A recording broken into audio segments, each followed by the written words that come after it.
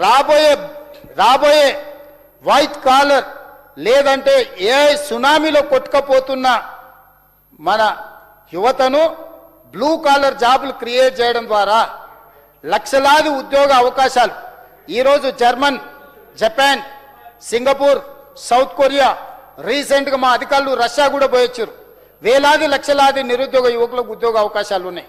రాష్ట్ర ప్రభుత్వంలో ఉన్న టామ్కామ్ సంస్థ పంపించిన వాళ్ళు నేను జపాన్ పోయినప్పుడు వచ్చి కలిసారు కొంతమంది పిల్లలు. సార్ హైదరాబాదే అని, ఇక్కడ ఏం చేస్తున్నా అంటే ప్రభుత్వమే పంపించింది సార్ అని. ఏం ఉద్యోగం చేస్తున్నా ఆయన ఉద్యోగం చెప్పిన ఎంత వస్తుందంటే నెలకు 2 లక్షలు వస్తుంది అన్నారు. ఇవాళ ఐటీ ప్రొఫెషనల్కి 1 లక్ష కాదు ఉద్యోగం ఉండే పరిస్థితి లేదు అధ్యక్ష.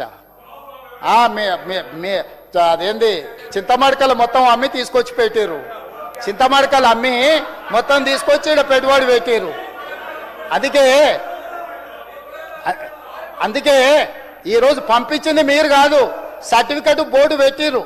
అదే వాళ్ళ గొప్పతనం అధ్యక్ష. బోర్డు పెడతారు, రిబ్బన్ కట్ చేస్తారు, కత్తెర జేబులో పెట్టుకొని వెళ్ళిపోతారు. వాడు ఉన్నడా ఊడిండా, వానికి ట్రైనింగ్ ఇచ్చిరా ఇయ్యలేదా, వాని బతికెట్లా ఏంది చూడరు అధ్యక్ష. ఫోటో దిగినమా, సోషల్ మీడియాలో పెట్టినమా, ట్విట్టర్లో పెట్టినమా, పైసలు ఇచ్చి అదేందో ఏమంటారు దాన్ని, పైసలు ఇచ్చి కొట్టించుకుంటారు కదనా, ఏంది అది లైక్లా, క్యాష్ డౌన్ వారి గారు పెట్టంగానే లైక్ కొడితే 10 రూపాయలంట, కామెంట్ చేస్తే 100 రూపాయలంట, పొగుడితే 1000 రూపాయలంట. ఇది నగదు నజరానా పథకం పెడితే ఏమొస్తుంది అధ్యక్ష? వెనకటికి రాజుల దగ్గర ఉండేటోళ్ళు భట్రాజులు అని పొగిడేటోళ్ళు, రాజా ఓహో రాజా ఆహా అని. ఈరోజు నూతన భట్రాజులు సోషల్ మీడియాలో లైకులు, కామెంట్లు, ఇది అక్రమంగా సంపాదించిన సొమ్ము.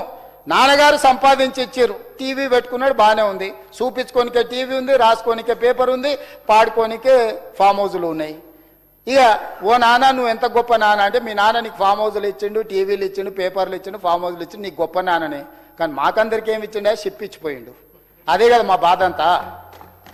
8,11,000 కోట్ల రూపాయలు అప్పిచ్చిపోయిండు, నిరుద్యోగ సమస్య ఇచ్చిపోయిండు.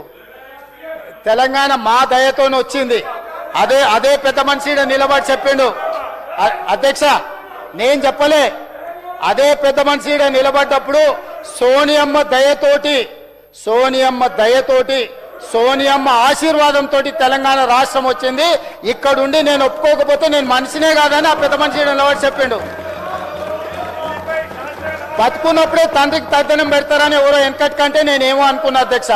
ఇప్పుడు చూస్తుంటే అట్లనే అనిపిస్తుంది. అంటే కేసీఆర్ గారు మాట్లాడిన మాటలకు కూడా వీళ్ళు వ్యతిరేకమా? కేసీఆర్ని ఎట్లాగో అక్కడికి రాకుండా చేసిరు, చివరికి ఆయన మాట్లాడిన మాటలను కూడా చరిత్రలో నుంచి తూడిపోయాలనే ప్రయత్నం చేస్తున్నారు అధ్యక్ష. ఇదెక్కడ ఆలోచన అధ్యక్ష? ఇక్కడి నుంచే అధ్యక్ష మీకు తెలుసు,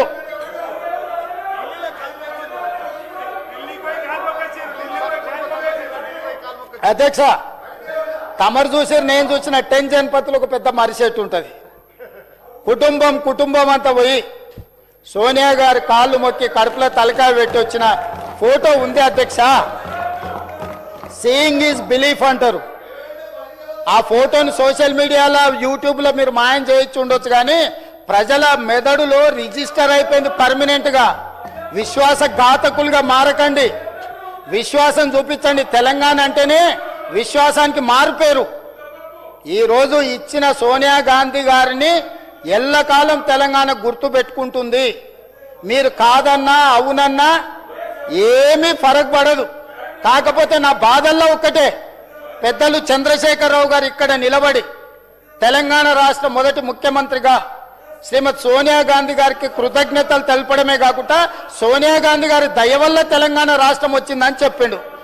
ఏం పోటో బాబామర్దులకు కానీ కేసీఆర్ ఆనవాళ్ళు లేకుండా మొత్తం తుడిపే కార్యక్రమం మీద పడి కేసీఆర్ ఏం చెప్తే దానికి వ్యతిరేకంగా మాట్లాడుతున్నారు అధ్యక్ష.